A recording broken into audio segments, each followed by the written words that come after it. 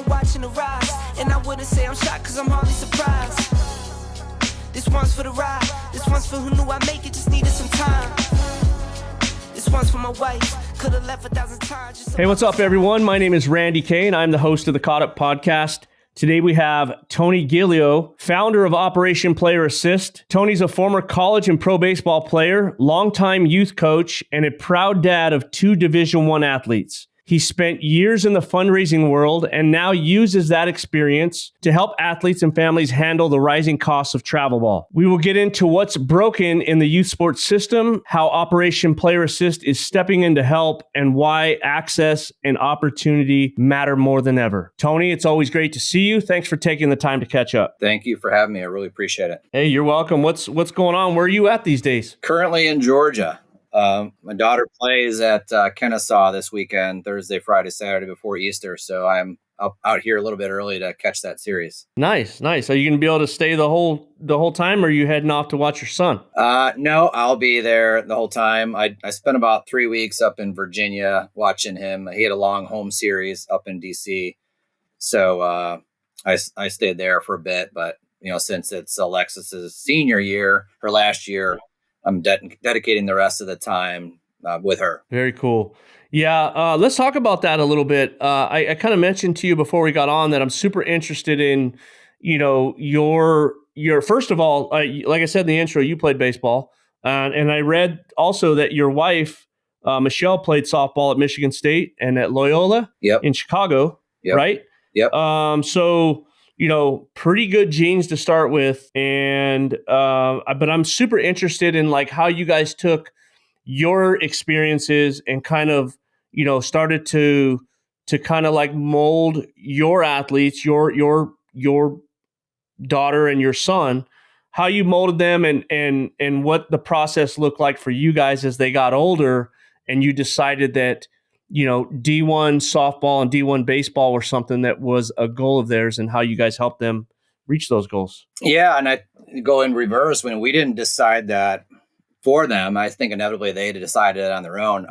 Our job, we felt like, was to, just put them, get them involved in as many sports as we possibly could. We, in a weird way, we're trying to keep them away from baseball and softball and to try to get them involved in a lot of other things. And so they were, competitive ski racers. They both swam. They both played tennis. My daughter won state as a tennis player.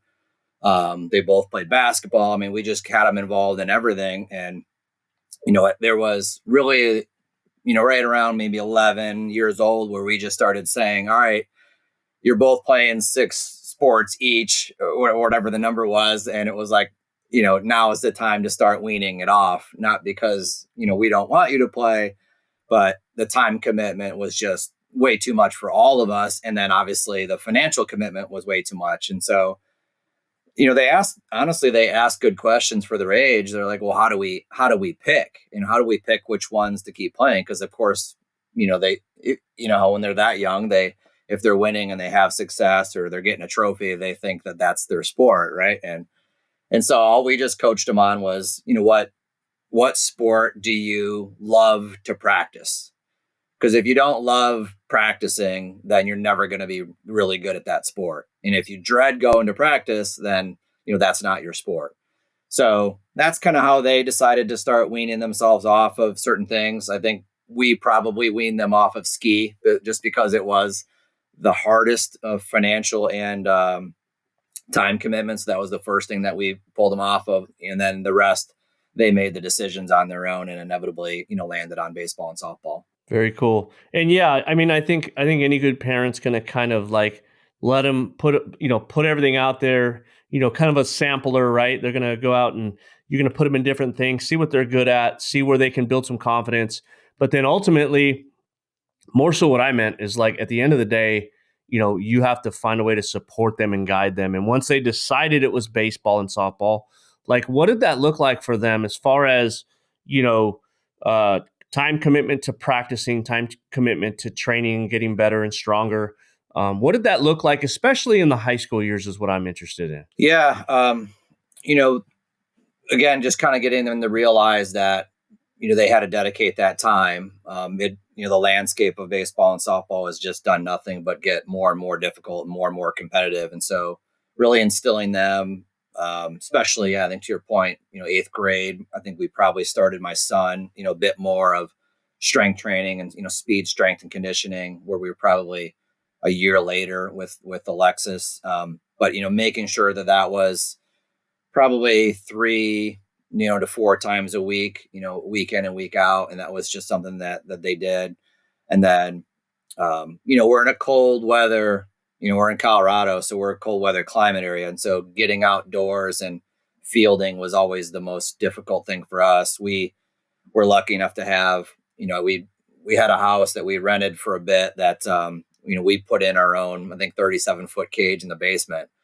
And they, whether they did some soft toss and some tee work and tennis balls, and, we did whatever we could. And I felt like, I won, as a dad. Like I felt, oof, that really hit me hard was when, Alexis is like, hey, I really don't feel that well today. Is it okay if I go downstairs and just take like 50 reps off the tee? And I was like, oh, success, right? They just knew at that point that, taking days off really wasn't, something that they should be doing too often, and having that work and, like we call work-life balance, right? But, practicing basically 6 days a week, hitting 6 days a week, and hitting was always, the priority for us because that was something that we had.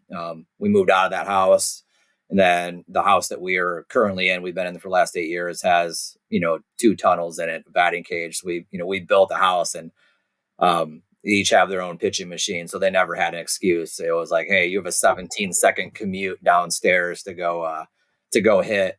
And so that's just something that they did all throughout their, the last 8 years. Even when they come home, they come in and they hit off the machine, and they have a facility to hit all the time. Did you coach them? You and your wife, did you guys coach them at the earlier ages? We tried like heck not to. Yeah. We really wanted to have them give other experiences. And so, it was kind of an on again, off again experience for them. We tried to not in the beginning, and then, kind of got reeled in. So I got reeled in, and then I pulled myself out, and then got back in, and then, inevitably pulled myself out. And, my wife was the same, where she was not doing it, but then kind of getting forced to go in and help. And then, so that was sort of on and again. I felt like throughout that whole maybe 10-year period, if I was coaching, she wasn't, and if she was coaching, I wasn't. So it was like never a scenario where neither of us coached at the exact same time. So she went one direction with her, and I went the other direction with him, and we rekindle the relationship after the season's over. Yeah. No, there's definitely a time commitment. And talk a little bit about, I know you spent some time at Blast Motion. Talk to me a little bit about that, what that experience is like. Back in, like, I think it was 19 or 20. I went down to, I think it was in San Diego, if I'm not mistaken, down to their facility and met all those guys, and bought a whole bunch of sensors, for my organization. And I feel like maybe I was a year or two ahead, and it was so hard to get anybody to catch on to it. And now, it seems like it's pretty mainstream.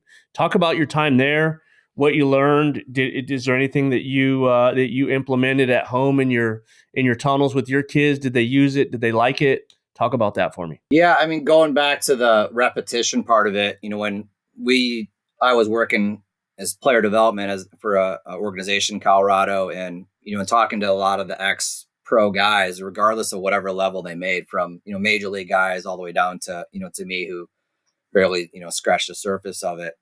The one common denominator for all of them was they swung the bat a lot. And so we kind of like just went back and discussed about, it was about 35,000 swings a year is what we all figured that we all did. Every time, 100 swings a day, 6 days a week, multiply that times 52 weeks a year, and 100 a day isn't really a lot, but then it adds up to be about 35,000, 37,000 swings a year. And so, we in the beginning really used Blast as that kind of measurement tool of, not to overly simplify Blast, but to just say, hey, success leaves clues. If you want to be successful, you should do what other successful people do. And here's what these successful people did. They just simply swung the bat a lot. And so it was a measurement tool of, just measuring work ethic.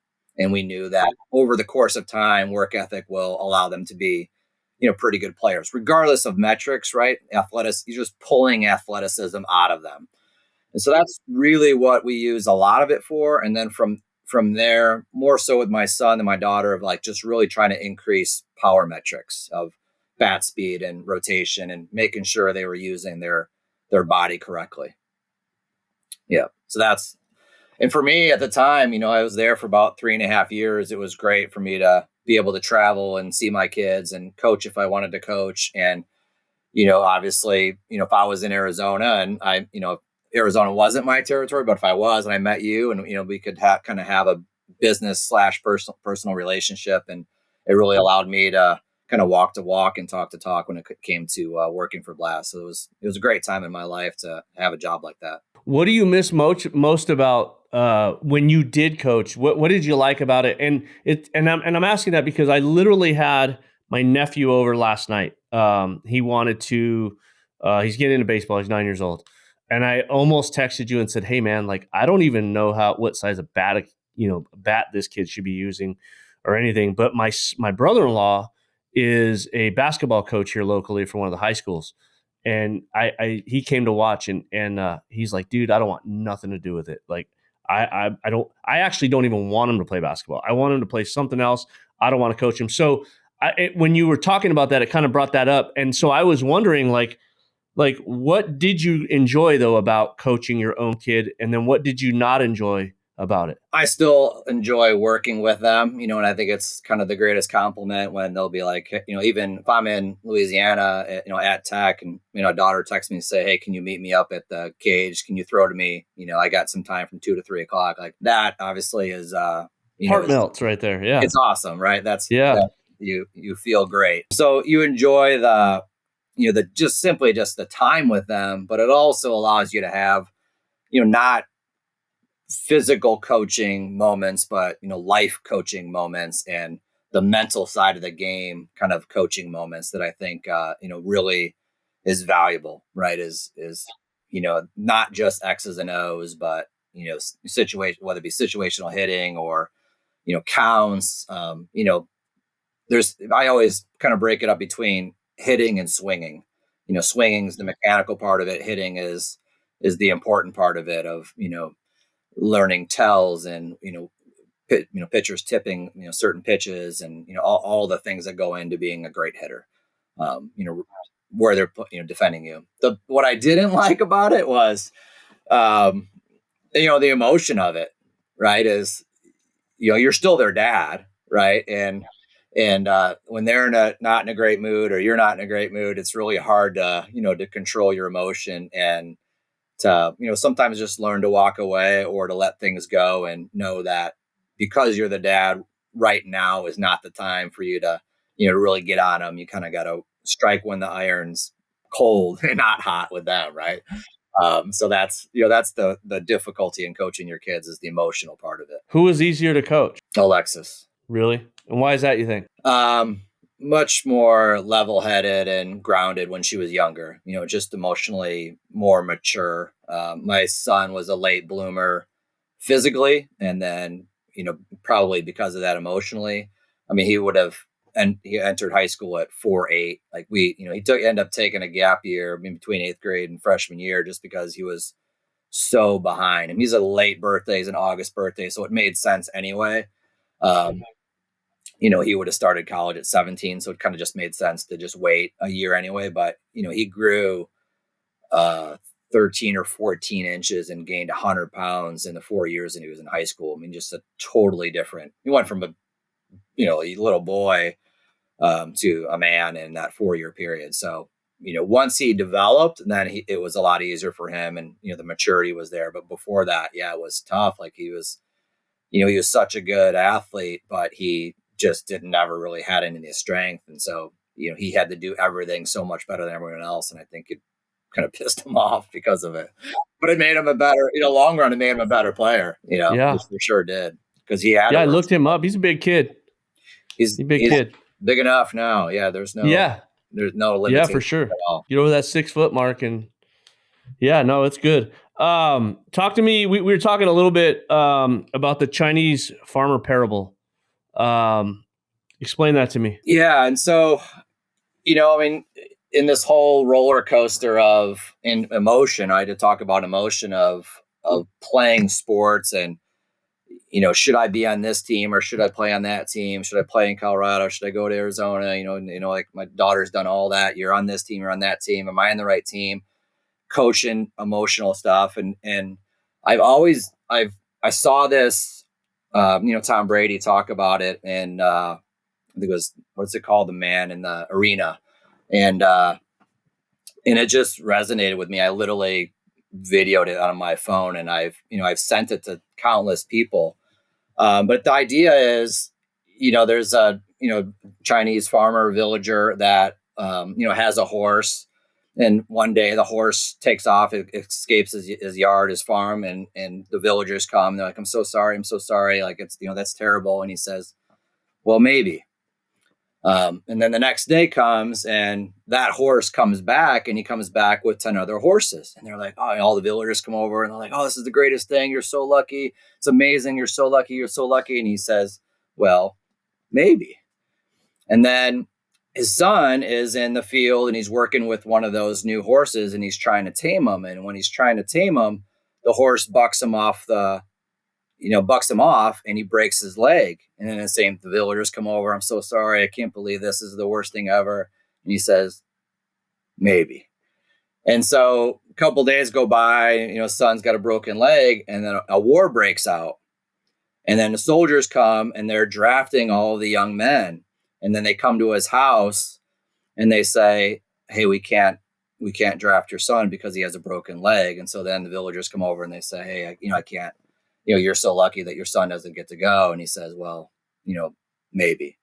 And so I think, that's what they're trying to get across in that story. What I always try to get across in the story is like, you don't have the future to be able to tell you what the past, what history is inevitably all about, right? You don't know if what was good was actually going to turn out to be good, or what you think was bad in that moment was actually bad, right? In the moment, like going back to my son, for example, like, he probably thought that being the smallest kid in the school and the smallest team in in any tournament or every tournament was the worst thing.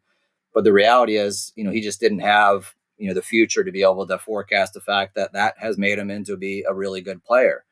Or, the team that he was on may not have been in the right team at the time, or the coach, and so you can kind of use this, to really learn to not be the victim, and and to learn to be a bit more empowered based on the situations that you're in. And Tom Brady, I think, speaks to that a bit more eloquently than I just did. But it really just says, hey, we're emotional beings.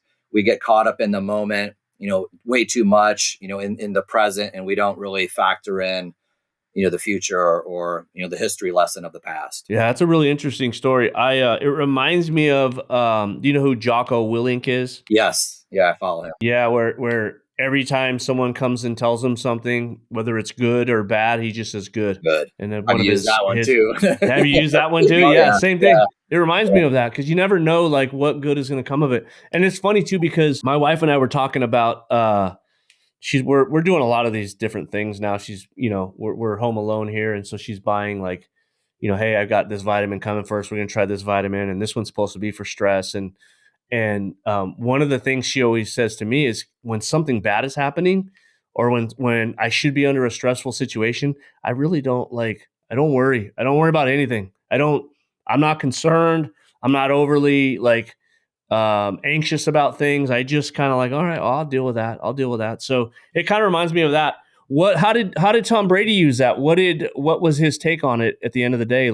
Is that just something that he lived by, or? Yeah. I mean, his story is pretty great at Michigan, where he was, whatever he was, the fourth, fifth, sixth string quarterback. And obviously he goes back and looks at that as a history lesson. And, even being the backup at New England, and, the guy in front of him, I think he broke his leg and he got his, he had Bledsoe. That's right. And he got his moment. And so I think it just allowed him to be more grounded and less emotional, and understand that there's always, you're always learning, you're always learning from the situation that you're in, and, to be less emotional about, what's going on in that moment.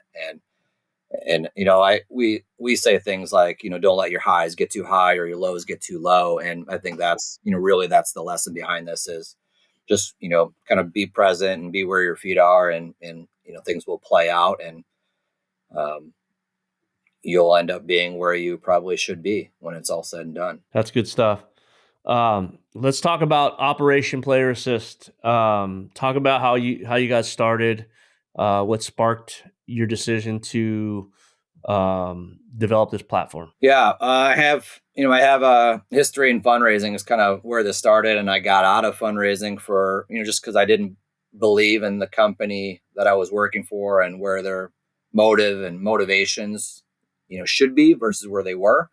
And that's kind of where I really just dove into athletics and sports. It's always been my passion, where my heart's been anyway.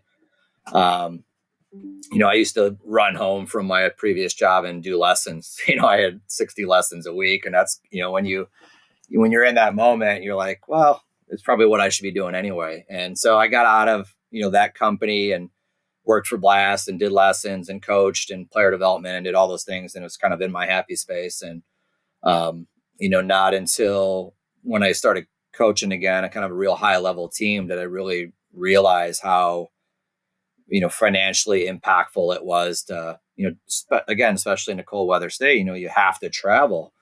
And so I started the company up for that reason. One is to just want to help kids. Like, we feel pretty lucky and pretty, indebted to the sports. My wife got to go to school for pretty much for free and playing softball. Same for me in baseball. And, my kids are in that situation as well. So it's kind of give us an opportunity to give back to our, to our passion, to our, to the, what's allowed us to get to where we are today. And to keep kids in sports and to keep coaches in sports. I think that's my original intent, was really to keep kids in sports, because it's more all sports are kind of turning into elitist sports, right? It's really making it difficult for the average family to play and to compete. But as I got into it, I quickly realized that we're losing coaches to the same, speed. And so we, kind of changed our motto of helping kids and coaches at the same time. Right. And I think, a lot of people feel like some of these organizations, there are probably a dozen organizations that are making a lot of money, but the vast majority of them are not. The vast majority of them are doing it, for same reasons that I'm doing what I'm doing, and they're not rolling around in money. They're struggling. They're, trying to take care of kids too. And, when it comes down to it of, hey, should I have this kid on the team or not? The answer is always yes. Everyone has that kid on the team, and they end up scholarshiping them, taking care of them. So if we can help those clubs out, we can help the high schools out, the colleges out, the families and the coaches, then, I'll sleep a little bit better at night knowing that I'm doing some good here and giving back to, what's allowed me to have so much success. When you were coaching, did you run into that situation? Like, you said you're absolutely. Yeah. every day, right? Every day, and it's not just a team, that I'm on, but the organization, they probably, there's always good debt and bad debt, right? You run an organization, so like there's people that are probably making payments to you and some of these organizations for years and years after their son or daughter's done playing. They're in third year in college and are still making payments. So we call that good debt, but that's tough on the family still. And then there's bad debt of people who just won't pay you back, right? And so organizations absorb that, and so we, that's where we can really help, is to get some of that bad debt written off, help those families that are still making payments in terms of good debt, and then just having fun and allowing this to play out. It's tournament world has changed. I when I coached my son, 10, 11, 12, we kind of followed. I learned this in tennis because my kids play tennis. So I don't know how I learned it, but in the tennis world, they have this motto of, don't ride your bike to a match that you can walk to. Don't drive to one that you can ride your bike to, and don't fly to one that you can drive to. So it's like, hey, if there's competition in the area, um, you know, don't spend money where you don't need to spend it. And that motto does not exist. And I feel like in basketball and softball and in baseball, like people are just flying from coast to coast and playing in out of state tournaments all the time, regardless of their skill set, regardless of how good that team is. And they're spending a lot of money. And why do you think that is? I think there's a lot of reasons. I think, some of it being, maybe perhaps organizations having to justify the cost that they are charging families. Part of it being families, they feel it's kind of like keeping up with the Joneses a little bit. Like they feel like they need to travel in order to, get those experiences. And they want all families want what's in the best interest of their kids. But I just think sometimes it's a bit misguided. So, obviously we're trying to help raise money for them, but we're also trying to educate them. I think I've been been there, done that, right? I have played, I have coached, I have been in player development. I've helped through organizations. I talk to college coaches every day. I've helped with recruiting. I love helping kids get recruited to the right school, which is, one thing I always stress, right? Is whole nother topic, right? That's another topic, but, I love doing those things. And so, for me, I think the different areas of expertise I have, I think that's what I can bring to the table, not just helping them raise money, but, being perhaps a consultant for them if they need it. Yeah, I love that. I think not enough people, and that's the whole reason we're doing this, right? I mean, there's too many people coming in every year making the same mistakes. I watch new organizations pop up every day in Arizona. I watch people leave the game and come back, or organizations almost die and come back. And I watch parents just run right over and try to fill, try to fill rosters because they're believing in something that they don't know. And so, like, for us, we wanted to always talk about things that can help people and try to educate them. And it sounds like not only do you help raise money, but you can become that sounding board. Do you ever hold like Zoom calls or anything like that with organizations that you're helping raise money? Do you ever do type things like that? Or yeah, absolutely. I've done them in person. I've done them in Zooms. It's really educating parents is really right. It's and you. I'm sure I'm preaching to the choir here. It's inter and intra competition, right? You want as much. Like here I am, 2 kids in college. I think the one thing that club sports really has a difficult time of training them on is going in and out of the lineup. That particularly that freshman year, right? When you walk into that school, I remember my son being at. They played in Arizona. Their opening weekend was in Arizona. They played K-State, Cal, and GCU. So the Desert Classic, they call it, Major League Baseball Desert Classic. And he got in the first game, which was great. Got a bunt hit. Knew his role, right? And got a bunt hit. And then he started the next day. And then I think he started game 3.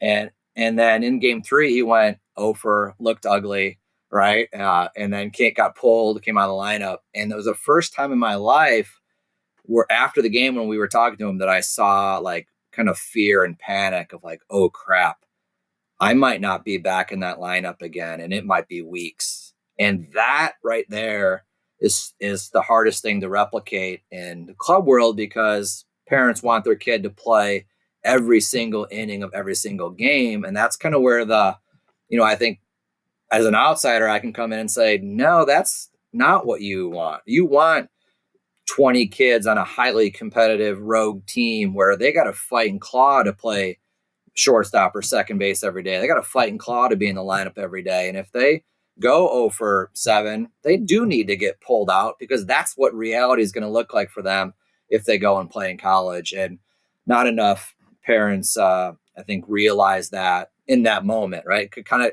goes back to that Chinese parable, right? Is that they get caught up in the emotion of that moment. It's a good thing that they get benched, and they don't see it that way. Yeah, no, I agree with that. I mean, the problem is, and this, is that there's just another, if they're good enough to be on, let's say, a top level team, then they're good enough to go to another top level team pretty easily. Yeah, it's It's revolving. just a tough thing. I wish, I found this guy on Instagram. His name is Gary Hinton, I believe. Hang on, I want to look it up really quick. Have you seen it? I don't think so. Yeah, no, Gary Linton, and he runs he designed or developed a framework called Pivot, Okay. and basically it talks all about that. The things, teams or parents operating in fear and worried if they're in the right spot, or worried if their kids being recognized in these online publications. But he talks a lot about, it's kind of like a roadmap for parents to kind of follow. I'll send it to you, but it's really interesting. I've been sending that to my families just because I'm trying to educate them on, like, look, like you said, like, you have to understand, if you're in a situation where you're walking to the field and you 100% have zero issue on whether or not you may play based on, your performance, then I think it's a tough thing. Like, I think there needs to be a healthy amount of uncertainty in a player, because that's what they're going to face every single day in college. So Yeah. I'll share that with you. Yeah. Tell me about what the day to day looks like at Operation Player Assist, on how you guys help organizations and coaches, with their fundraising efforts. Yeah. Inevitably we're, trying to, create some awareness of who we are. I mean, we're not the only game in town. So we're just trying to, number one right now, create awareness. Again, appreciate you having me on for this, for this reason, because, it's kind of, I don't know if this is an appropriate saying, but, I came from the Midwest and I'm a Chicago guy, and, in Chicago, you drank Miller Lite. That's just what you did, right? And then when I moved to Colorado, I realized that there's, a lot of other really good craft beers, and Yeah. that there's much better options out there. And so I think in the fundraising world, or particularly the digital fundraising world, people are using Miller Lite right now, and don't realize there's some much better options that could not only provide more, better service, kind of a white glove service, higher percentages. We try to bridge old school and new school fundraising so that kids are winning something cool in the process. I always talk about that of when I went door to door like crazy selling chocolates or pizzas or whatever I did back then. It wasn't. I wish it was because I wanted to help my mom, offset her cost. But the reality is I wanted to win something, and so we try to. That's the cool factor that we try to do is give some things away, but at the same time give back more, in terms of percentages as much as we can, and then be there for them from a full support customer service standpoint. Sometimes more isn't more. Teaching them about fundraising fatigue. So there's a lot of education about fundraising in general, what we do, how we do it, why we're different, why we're better. When they should work with us versus other times of the year. There is some timing that could be beneficial to them. So there's a lot of education. And then, once they do decide to work with us, then, making sure that we're, executing for them. Our success rate's been great in terms of everyone that's worked with us is coming back and working with us again, because we are raising, as much or more money and providing a better service, and kids are winning, cool things. Yeah. And I wanted to ask you, I recently saw something on social media where there was another organization, and they talked about zero percentages.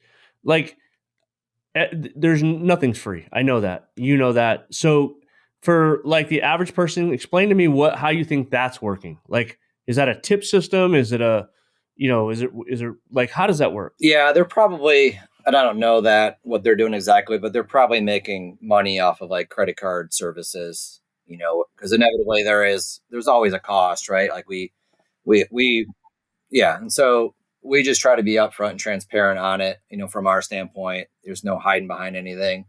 But like I say, a GoFundMe, right? That's sort of something that people bring up all the time, where GoFundMe is not really meant for doing what we're doing in the sporting world. But people say, well, why couldn't I just go and do that? I was like, well, you could. It just doesn't, it just doesn't work. And that's why people don't, right? Is we take the work off of the family's plate. they call us the best effort to outcome fundraiser there is, because the parent really just has to go in, take 20 minutes of their time, put some names into our platform, and then literally we handle the rest for them. We'll send out the emails, we'll send out the text, we'll send out the reminders, we send out the thank yous, we send out the receipts, and then we're literally doing it all for them. And so, to your point, to your question, most of those other companies don't do those things, and so if left up to, how busy you are, how busy all the other parents are. If you said, hey, I need you to do this and send reminders and send receipts and say thank yous, they say, no, I'm not going to do that.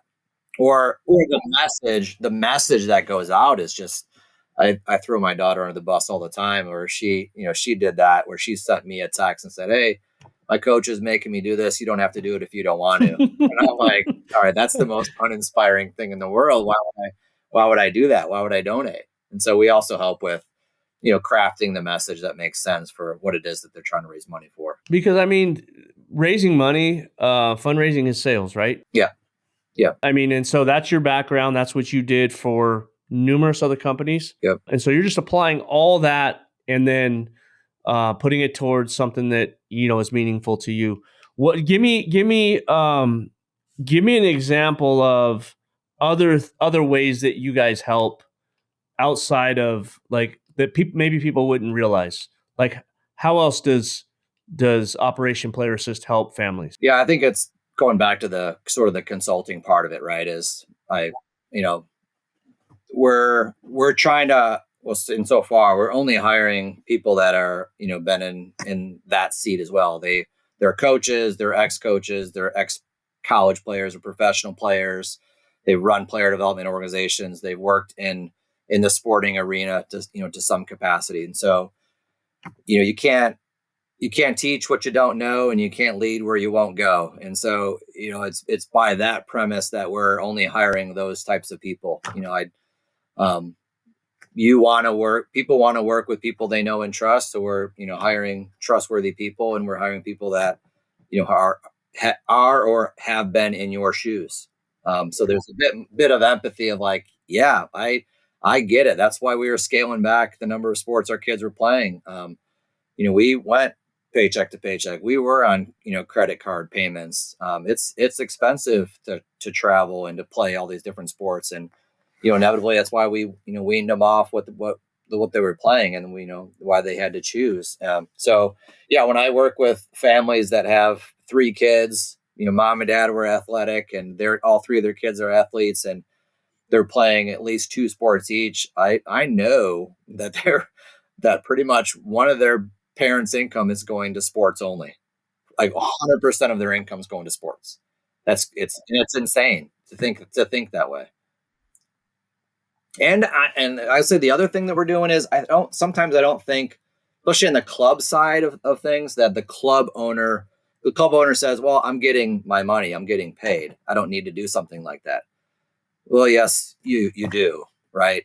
You may be getting paid, but I'm trying to bridge that gap of having them have some empathy that their parents are maybe paying that on a credit card, and they're struggling to get to games and to fulfill that. And people don't take into consideration the rental car, the hotel, and food, like, and equipment and uniforms, and the list. Food's a killer. Food's huge. It's. Especially when you talk about, like, I don't know about your experience, but I know a lot of times we would have to eat at like 8 or 9 o'clock at night. The only thing is open is a BJ's or something like that, a restaurant you got to go sit down at. Yeah. And it's like, man, it's because it's usually me and a couple of coaches, and it's $100 every time. Yep. And that's with no alcohol. Right. So like, right. So. No, that's interesting. What I was just thinking about right now too is you mentioned good debt and bad debt, and as an organizational owner, I have both of those. Although I don't know if I have the good debt, because I don't have anybody once they graduate or once we play that last event, we lose our last event. Like, nobody has ever paid me a dime after that, even if they owed it. So like, you just have bad debt then. Yeah, I just have bad debt. How the heck do we get that collected? One thing we're doing, and we're coaching, guys like you that run organizations, is we will coach them on taking care of their youth side of their organization, and the timing of that, and then their high school organization and the timing of that. But then also, getting into an alumni raise. So there are organizations that have been around for 10 years, 20 years, 30 years, and they have a treasure of alumni, guys or girls, right, or women now that have played at a high level of college, or professionals now, professional in their industry. It could be nurses, doctors, lawyers, whatever, or actual professional baseball, basketball, football players, right? And so to go back to them and ask, in a polite way, in a crafty way, to say, hey, we're trying to pay down $100,000 in bad debt. We're trying to purchase a new facility. We won't tell your wife. She already knows. She found it. She saw it. Unbelievable, dude. Yeah. So I think the alumni raise is definitely something that we can help and coach with too, of, strategically when to do that, how to access them. And that's been, it's sort of a, delightful conversation because I would do it in a second. Right.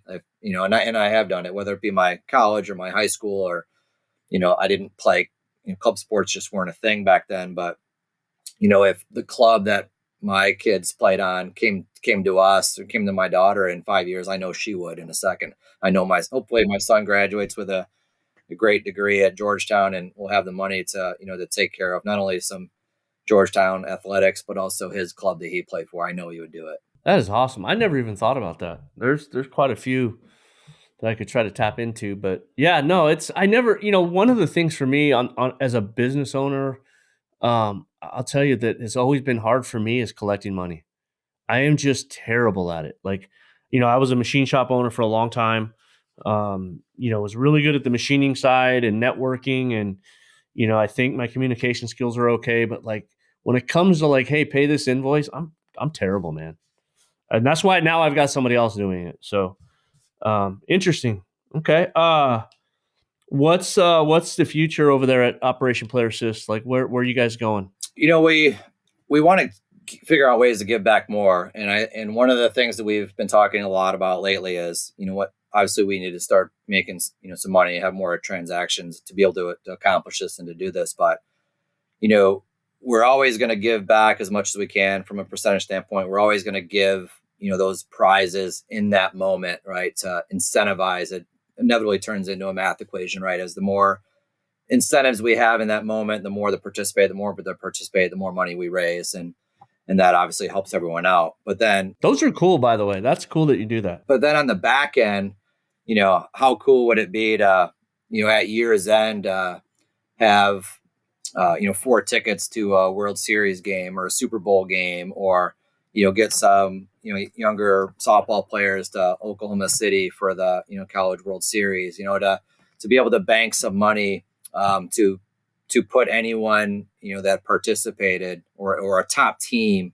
We're actually working with an organization right now that, we're funding them because they're trying to raise money, not only to pay for umpires, which I think is a great cause, and to train umpires, which we all would agree is a great cause, but also to scholarship a whole team to be able to go to Cooperstown for free. So I think that's aspirationally, that's what we want to do is, I'm in a different stage of my life where it's not like I'm trying to roll around in money. I'm just trying to give back. And I think that's the cool factor that we can do is Super Bowls and NBA finals and all the, to have a family of 4 be able to go to one of those things, or a whole team to go to Cooperstown or wherever that, whatever that may be. That's what we're excited to be doing here in the future too. I like that. Well, I'm trying to think here. I had some other questions for you, but I don't know if, you want to get into NLIs or anything like that. I'm curious to what you may or may not have experienced or know about that. When it comes to educating families and players, about NLIs at the college level. Well,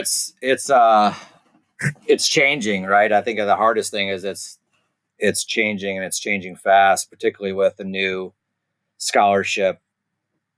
I guess they're going to call it scholarships. 34 scholarships potentially in the baseball side, and is it 34?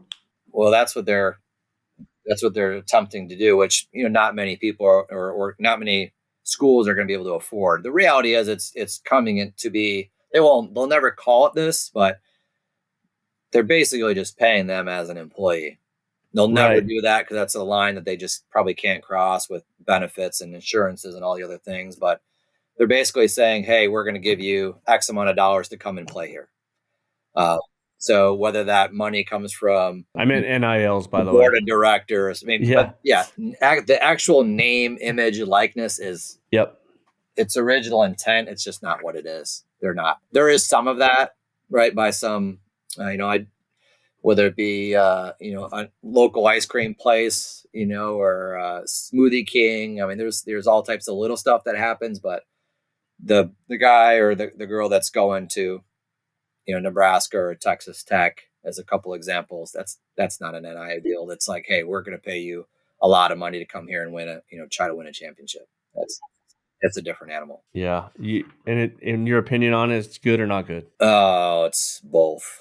It needs to get reined in and figured out. I feel like in general, the NCAA has been very reactive, as opposed to being proactive. So at some point, the dust needs to settle here. They need to figure out, and they need to have a better plan for the future. Gotcha. Because it's all over the place, and every year is different. Every year has been different. Since COVID, every year has been a toss-up. Roster changes, roster sizes. It's every year, and we've gone through all that, right? My daughter's first year was in college, was the first year after COVID. So, and her original intent was to walk into a program that had 18 players on the team. And she actually walked into a program, no fault of theirs, that had 24, 26 and had 23 and 24 and 25-year-old women. And she was an 18-year-old trying to compete in that market. It makes it, and the boys my son was in a similar situation last year. He was, 18, and the average age of the starting lineup was 23. It's a different animal, like you're a boy or a girl, and they're women and men. And, so a lot of that has been changing, and it's changing every year. Yeah. It's going to be interesting to see where all that goes. What else you got for me? Is there anything else you want to put out there for Operation Assist, or any kind of message you want to get out to the community? Yeah. I mean, I would say that's, give us a try and give us a shout. There's ways for you to contact us through the website or through social media, email, phone call. Doesn't matter to me. We'll take care of your needs. We'll, coach you on timing of it, but, give us a shot. Digital fundraising really works. It's fast. It's easy. It's efficient. It's the profit margin for the families is the best. There's obviously cookie doughs and butter braids, and I've seen it all and heard it all. Gun raffles in certain states work better than others. But we do one thing, and we do one thing really well, and give us an opportunity to prove that. We're worked with a guy up in Ohio that did $30,000 and was really reluctant to leave us. Or leave them. And then he came and worked with us just because it came from a referral recommendation. And, we doubled what they did from their previous company the year before. So give us a shot, right? The worst thing that can happen is, you don't like it, or it doesn't do as well as you thought. And you can always go back, but we're pretty confident in what we do and how we do it. And, our answer typically is yes. If you have a question of, can we do this? We're a small company. We're agile enough that we just say yes, and we'll figure out a way. Yeah. Well, on that note, as you know, we used you, and from a ease of use and from customer service and your guys' willingness to do the little things that we were trying to get done, to me was really, we did really well. I think for what I'm looking forward to is kind of taking that experience and then bringing it to my organization, and then really seeing what we can do, because I believe in what you're doing. I think, like I said, from ease of use to like I said, communication and customer service, it was amazing. So I highly recommend you kind of check it out. Check out Tony and Operation Player Assist. We'll put the links in the description and you can get a hold of him. I appreciate you being on, man. It was really good. Randy, thank you very much. Appreciate the kind words, and looking forward to working with you again. You got it. All right, I just want to say thanks for listening. We will continue working to elevate the sport and get caught up with those who are influential in the fast pitch community, and hopefully we can help you navigate your softball journey. If you enjoyed this content, please like and subscribe to our YouTube channel, Caught Up with Randy Kaye, handle at Coach KAZ. You can listen to the audio version of our podcast on Google, Apple, Spotify, or wherever you consume your favorite content. Finally, please follow us on X and Instagram using the handles at Coach KAZ. Thanks for listening. This one's for my wife. Could have left 1,000 times just about my side.